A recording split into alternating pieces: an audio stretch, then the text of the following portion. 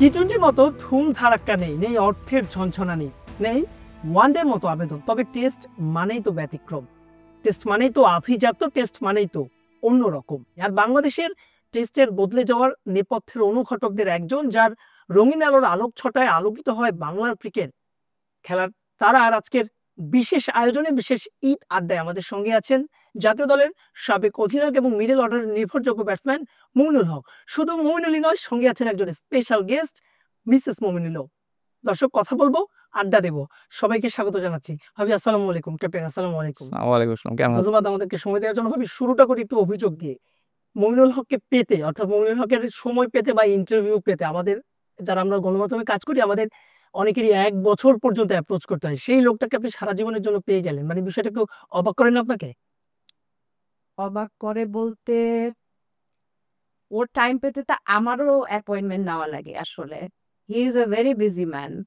তো ওর টাইম পেতে আমারই যখন এত সময় লাগে, বিং হিজ ওয়াইফ, আপনাদের এটা পাওয়া, I think you guys are lucky যে 1 বছর পরে অ্যাটলিস্ট ইউ গট হিম। আপনি আগে থেকে সবকিছু শিখে এসেছেন নাকি? না না না না আর না, ও যেটা বলছে সেটা হলো ওও ব্যস্ত থাকে, আমিও ব্যস্ত থাকি, যেটার কারণে ওই একটু টাইমটা একটু ডিফিকাল্ট হয়ে যায়। ঈদের যেহেতু অনুষ্ঠান, আমরা একটু গতানুগতিক আসলে যত চেষ্টা করবো খেলার বাইরে যেতে, তারপরও ঢেকি তো আসলে স্বর্গে গেলেও ধান বানে, খেলার বিষয় তো আসবেই। একটু যদি আপনাদের পরিচয়টা একটু যদি বলতেন, মানে কিভাবে শুরু? পরিচয় হলো আমার বিগেস্ট পেপ, খুব ক্লোজ ফ্রেন্ড। মানে আমরা একসাথে বড় হয়েছি ক্লাস 7 থেকে। আপনারা হয়তো চিনবেন সৈকত আলী। ওর মাধ্যমে হলো পরিচয়। ওর ওয়াইফ আবার ওর হলো আপন বোন। তো ওই দিক থেকে ওই কানেকশন আস্তে আস্তে তৈরি হয়েছিল আর কি 2014 সালে 13-র দিকে। মুমিনুলকে যখন প্রথম দেখলেন, মানে তার কোন বিষয়টা আপনাকে ইমপ্রেস করেছে? থাকে না অনেক কিছুই, ইমপ্রেস, মানে আপনাকে দেখে তো আসলে ইমপ্রেস যে কেউ হবে, কিন্তু মুমিনুলের কোন বিষয়টা আপনাকে ইমপ্রেস করেছে? ইউজুয়ালি মানে ও যখন আমার সাথে ফার্স্ট দেখা হয় তখন আই ওয়াজ ইন ক্লাস 8, তাই না? I was in class 8। ওই সময় তো থাকে না, you get a lot of attention from people, but he was the only one যে পাত্তা টাত্তা দেয়নি একেবারে। অ্যাটেনশন দিচ্ছে না। লাইক ওকে, যে কোনো মেয়ের জন্য বোধহয় বিষয়টা একটু রাশ। অ্যান্ড অলসো হচ্ছে আমার বোন যেহেতু মানে ভালোর সই- সাথে হ্যাঁ ইনভলভ ছিল, সো আই ওয়াজ লাইক আচ্ছা ঠিক আছে, লেটস সি। ওনার সাথে দেখা হচ্ছেই, দেখি কি হয়। এন্ড দেন দিস, মানে পুরোটাই কি অ্যারেঞ্জ ম্যারেজ ছিল? না না, অ্যারেঞ্জ ম্যারেজ ক্লাস 8-এ। না না না, না, মানে এর পরে পরে আপনার প্রথমে তো আপনার আমাদের মধ্যে অ্যাফেয়ার হয়েছিল। তারপরে আপনার ফ্যামিলিগতভাবে প্রপোজ করা হয় আপনার 5, 6, 7 বছর পরে। আপনি রাজি হয়ে গেলেন, মানে একবারে রাজি হয়ে গেলেন? প্রপোজাল বলতে তেমন কোনো কিছু পাই নাই তার থেকে। মানে আপনার আসলে কথা বলতে বলতে কথা বলতে অনেক সময় হয় না আপনার কথা বলতে বলতে আপনার রিলেশনশিপ বিল্ড আপ হয়, ওখান থেকে আপনার ক্লাস 8-এ আর কি বুঝতাম। আমি ট্রাই করতাম ওর সাথে কানেক্ট করার, বাট কোনোভাবে সে সে নিজেরটার মতো নেই আর কি। He use to only focus on games. এখন আমি জীবনও দেখি না একটা মানুষ যে এত গেমের প্রতি ফোকাসড। এখনো সে ওখান থেকে আসতে পারতেছে না। I have created myself into somebody else, কিন্তু সে ওখানেই। মানে মুমিনুল কোন বিষয়টা আপনাকে খুব বেশি ইমপ্রেস করে থাকে না, মানে he is a very honest person. খুবই নিঃসন্দেহে খুবই ভালো। নিঃসন্দেহে। এই জেনারেশনে প্রবাবলি এখন এইরকম আর কি ট্রাস্টওয়ার্দি, তারপরে লয়াল, কেয়ারিং ও আছে, একটু ব্যস্ত আর কি, যে কারণে But- ওইভাবে। না খুব একটা বেশি কেয়ারিং না। But he is very trust. আচ্ছা, আপনারা যখন ঝগড়া করেন তখন মানে এগুলো মনে থাকবে তো আপনার কাছে, কিন্তু যখনই ঝগড়া করবেন এই বিষয়গুলো কিন্তু আমাদের অন রেকর্ড আছে, আপনি চাইলে পরে এগুলো ঠিক আছে, দেখিয়ে দেবো। ঝগড়া তো ইউজুয়ালি ঝগড়া করার তো টাইম থাকতে হবে, ওইটাই নাই তার। ঝগড়া সে কথা বলা দরকার নাই, মানে ওইটা নিবে না, ওই জিনিসটা নিবে না যে মানাই বা একটু মুডটা ভালো করার ট্রাই করে। না না, ইউ ফিক্স ইওর মুড, আমি আমার খেলার দিকে ফোকাস করি। এখন তার আমি জ্বালাচ্ছিও না, এখন আমি আর জ্বালাই না, তাই না? না না, তুমি ওই সময় জ্বালা, তখন তো ছোট ছিল না, এই কারণে অত বুঝতাম না এটা। আমি ওকে ছোটবেলায় বলতাম, যখন when we first started dating, আমি ওকে বলতাম যে দেখো এখনই সময়, ঝগড়া টগড়া করে নাও। সব সময় এখনই, মানে ঘুরো ফিরো যা করার করো, when I'll be busy তখন আমাকে আর পাবা না। অবশ্য ও মনে হয় এটা রিয়ালাইজ করবে না, বিকজ ওর এখনো আমাকে লাগতেছে না। ওর মানে আপনি কি প্রেশার ফিল করেন? ইনিশিয়ালি করতাম ছোটবেলায়, এখন আর ছোটবেলায় বললে সবাই আমাকে বাচ্চা কালে ক্লাস 8-এ ছোটই থাকে মনে মানে হয়। 6-7 বছর, মানে বিয়ের আগে ম্যাক্সিমাম। আমার তো মনে হয় একটা মেয়ে আমৃত্যুই ছোট থাকে, মানে তারা না না, ওই ম্যাচুরিটিটা। বিয়ের আগে অনেক টেনশনে থাকতো, এখন ওরকম করে না। মুমিনুল হকের স্ত্রী মানে আলাদাভাবে যখন যান যে কোনো জায়গায়, নিশ্চয় একটা আলাদা প্রিভিলেজ, মানে একটা ভালো লাগা তো কাজ করে। আমি স্বস্তির বিষয় বলবো না, নিশ্চয় একটা ভালো লাগার মতো কাজ করে। আমি আসলে প্রেফার করি ওর আইডেন্টিটিটা নাই বলতে আসলে। প্রেম করলেন, 2018 সালে আপনারা বিয়ে করেছিলেন। বিয়ে করার পরের বছরই আপনি আসলে জাতীয় দলের অধিনায়ক হয়েছিলেন, যদিও একটা পরিবর্তিত পরিস্থিতিতে।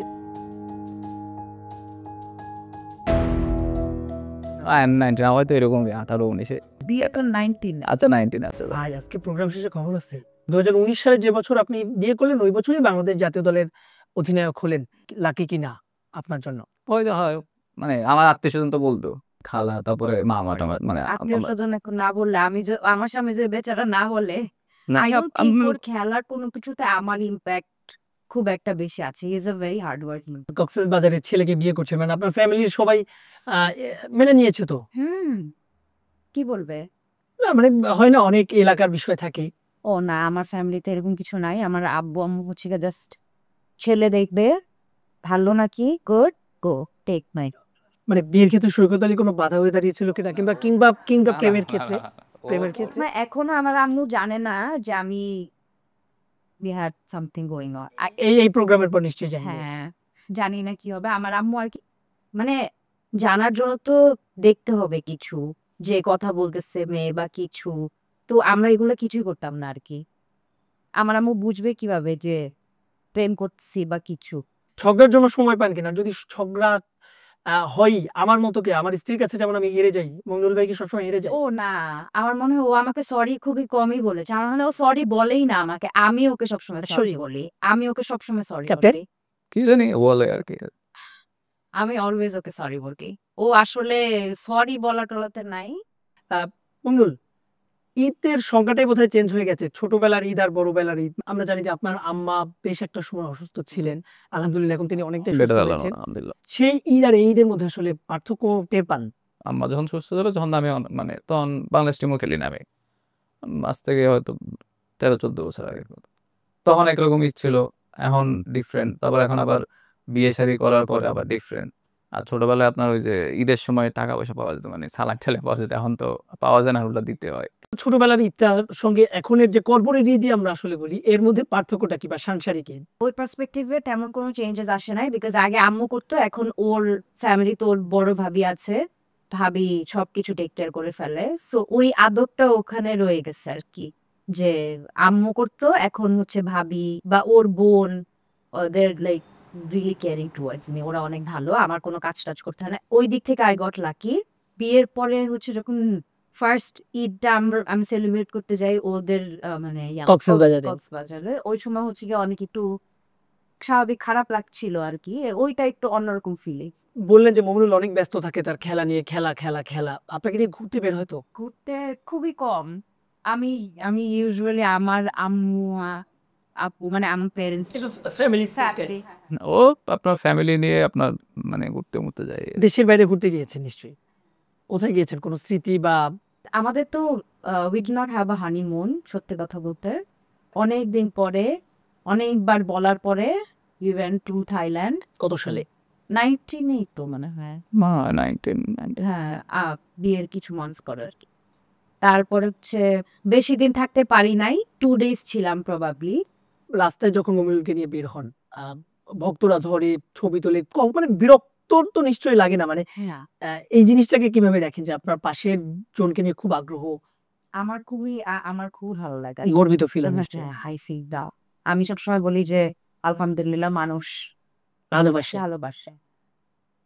ক্যাপ্টেন, মানে যখন প্রচুর ছবি তুলতে চাই, কিংবা নিশ্চয়ই সবার, আমরা সবাই হিউম্যান বিং, মন মানসিকতা সবসময় সময় একই থাকে না। আপনাকে কখনো আসলে বিরক্ত হতে দেখিনি? মাঝে মাঝে তো নিশ্চয়ই একটু অন্যরকম। বিরক্ত, কোনো সময় বিরক্ত ফিল করে। দেখেন এই জিনিসটা পুরো আল্লাহ প্রদত্ত, আর এই প্রিভিলেজটা আল্লাহ তাআলা সবাইকে দেয় না, খুব মানে খুব কম মানুষকে। তো এটা আপনার আমার কাছে মনে হয় খুব ভালোভাবে, খুব সুন্দর করে হ্যান্ডেল করা উচিত। একটু ক্রিকেট নিয়ে জানতে চাই। শুধুমাত্র একজন টেস্ট ক্রিকেটার হওয়া আফসোস তো নিশ্চয়ই কিছুটা হলেও লাগে, মানে বাংলাদেশের প্রেক্ষাপটে বল। আফসোস ওই জায়গাটা আমার আফসোস নাই, আফসোসটা হলো বাংলাদেশে যে সম্মান পাওয়ার যে জায়গাটা, টেস্ট ক্রিকেট ওই সারা সম্মান, বিশ্বে যেভাবে পায়। হ্যাঁ ওই সম্মানটা দেয়া হয় না। তো ওইটার কারণে আপনার একটু হয়তো খারাপটা লাগে, কিন্তু দিন শেষে রিজিক তো আল্লাহর কাছ থেকে আসে, ওটা নিয়ে অত বেশি ওয়ারিড থাকি না। এই সাম্প্রতিক সময় আসলে আবাহনীর হয়ে লাস্ট ইনিংসগুলোর পরে আবার হঠাৎ করে মুমিনুল হক আলোচনা এসেছে। বিশেষ করে আমরা জানি যে সিনিয়র ক্রিকেটার মুশফিক, মাহমুদুল্লাহ, সাকিব, তামিম, মাশরাফি তো অনেক আগে অবসর নিয়েছে। সিনিয়রদের অবর্তমানে আবার অভিজ্ঞতার একটা শূন্যতা সৃষ্টি হয়েছে এবং আমরা অনেক জায়গায় দেখেছি মুমিনুলকে নিয়ে কথা হচ্ছে। মানে আপনি তো নিজেকে প্রস্তুত রাখছেন সবসময় রঙিন পোশাকের জন্য। আসলে না, আমার আলোচনা হোক না হোক এগুলো নিয়ে আমার কোনো হেডেক কোনো আমি কোনো চিন্তা করি না। নিজে যে আমি ক্রিকেটার, আমার আমার যে লেভেল আছে আমি সবসময় সেই লেভেলটাকে আপডেট করার চেষ্টা করব। কে কি চিন্তা করলো অথবা আলোচনা করলো কি করলো ওটা ওনাদের ব্যাপার, ওটা আমার কোনো হেডেক নাই। আমি চেষ্টা করবো আমি আমার গেমটা কিভাবে ধীরে ধীরে ধীরে উপর দিকে উঠানো যায়। এবার আমরা খেলবো র্যাপিড ফায়ার রাউন্ড। আপনাকে 5টা প্রশ্ন জিজ্ঞাসা করা হবে, ভাবিকেও 5টা প্রশ্ন জিজ্ঞাসা করা হবে। আপনার জন্য একই নিয়ম, দুজনের জন্য। আপনার জন্য প্রতিটা প্রশ্নের উত্তরের জন্য থাকবে 5 সেকেন্ড, ভাবির জন্য প্রতিটা প্রশ্নের উত্তরের জন্য থাকবে আনলিমিটেড টাইম, সে যত খুশি সময় নিতে তা পারে। জানি। ভাবির দুটো যদি প্রশ্নের উত্তর দিতে পারে তাহলে ভাবি উইল, তবে আপনি যদি একটা প্রশ্ন ভুল করেন তাহলে আপনি লস। ফারিয়া ভাসানের জন্মদিন কবে? 18 অক্টোবর, সরি 19 নভেম্বর। এই অনুষ্ঠানের পরে শেষ। খবর আছে। না 19 নভেম্বর, এটা তো আমি ঠিক বলছি। হ্যাঁ হ্যাঁ। 18 অক্টোবর। না 19 নভেম্বর। আমি 18 অক্টোবরে সেলিব্রেট করব। আচ্ছা, আপনাদের বিবাহ বার্ষিকী কবে? না, এটা আমিও জানি না।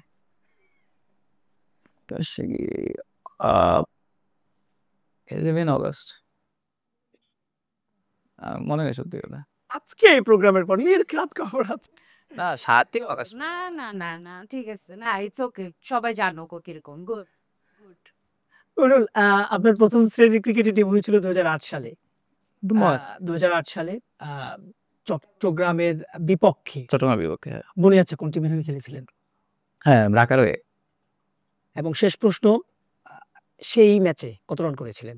এটা মনে নেই, হয়তো ফার্স্ট ইনিংসে ফার্স্ট ইনিংসে ওরকম আমার সত্যি দ্বিতীয় কথা ইনিংস মনে নেই। আনবিটেন 2। আপনার জন্য প্রথম প্রশ্ন, মুমিনুল হকের ডাক নাম কি? সৌরভ। এটা একটা পেরে গেছে, খুবই সহজ প্রশ্ন। 2 নম্বর প্রশ্ন, মুমিনুল হকের টেস্টে কবে অভিষেক হয়েছিল? ও এটা আমি জানি না। আইডিয়া 2013 সালে। 2013 সালে। এটা বলতে পারবেন মুমিনুল হক টেস্টে তার সর্বোচ্চ রানের ইনিংসটা কত? আমি কিছু আগে বলেছিলাম 181। সে দুটো প্রশ্নের উত্তর পেরে গেছে, সে জিতে গেছে। তারপর আমরা আরো এবারে ঢাকা প্রিমিয়ার লিগে মুমিনুল হক কোন ক্লাবের হয়ে খেলছে? আবহানী। মুমিনুল হকের টেস্টে সেঞ্চুরি কয়টা? 13। আপনার সম্পর্কে সে খুব ভালো, খুব ভালো খবর রাখে। এখানে তো বউ। অনুষ্ঠান শেষ করার আগে দর্শকদের উদ্দেশ্যে কিছু বলবেন। সবাইকে ঈদের শুভেচ্ছা। আশা করি আপনারা সবাই আজকে ঈদের টাইমটা খুব ভালোভাবে কাটাবেন। আর আমাদের পরিবার পরিজনের জন্য দোয়া করবেন। আমরাও আপনার দেশবাসী সবার জন্য দোয়া করি। সামনে টেস্ট সিরিজ আছে, তো বাংলাদেশ টিমের জন্য সবাই দোয়া করবেন। Thank you. আসসালামু আলাইকুম। এখনকার ঈদগুলো হচ্ছে আমরা একটু ডাল ভাবে সেলিব্রেট করি, ঈদের মজাটা চলে যাচ্ছে মনে হচ্ছে, বাট আই থিঙ্ক আমাদের ঈদের যে ওই সেলিব্রেশনটা we should bring it back. আর আমরা খুব সুন্দরভাবে সেলিব্রেট করি ঈদ, এইটাই দোয়া করি সবার জন্য, এন্ড সবাই আমাদের জন্য দোয়া করবেন। ঈদ মুবারক। ধন্যবাদ মুমিনুল ভাই, ভাবি আপনাদেরকে। দর্শক আপনাদেরও ধন্যবাদ সঙ্গে থাকার জন্য। এই ছিল আমাদের ঈদের বিশেষ খেলার তারার আজকের আয়োজন। সঙ্গেই থাকুন সময়। ঈদ মোবারক।